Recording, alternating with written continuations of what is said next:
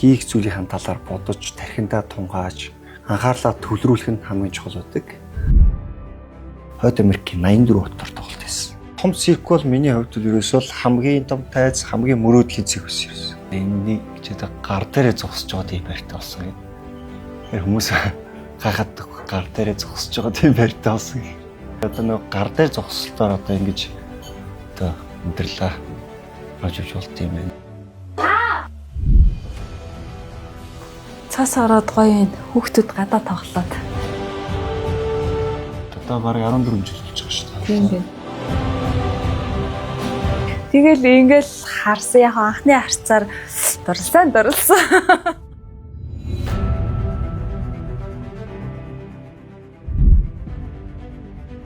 Дэлхийн циркийн тавцсан дээр Монголын уран нугаралт номер 1-т явдаг.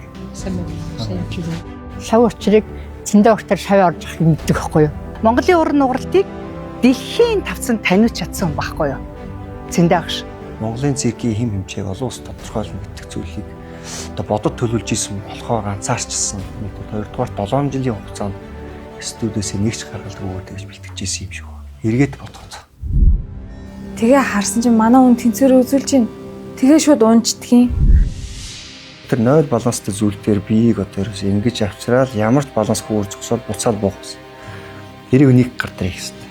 Хамгийн хэцүү зүйл нь ширээ минь догонцоотой байсан болохоор жижигхэн хөдөлгөөн гараад ирсэн шууд муураад очиж байгаа юм. 4 онд одоо нодлон гэсэг өнгөрсөн жил Гренобл олуулсан зэрэгчний тэмцээн гарч байгаа. Энэ тэмцээнд оролцоод давхар сандлын яг тэр үзүүлбэрээр алтан медаль авсан. За энэ үйл явдлаас надад буцаад өөртөө итгэлийг бий болгож. Бүр яг жилийн графикаар л яваад байдаг. Одоо баг ингээд баг 2 жилээр л график хийхгүй бол бас болохгүй болчихсон.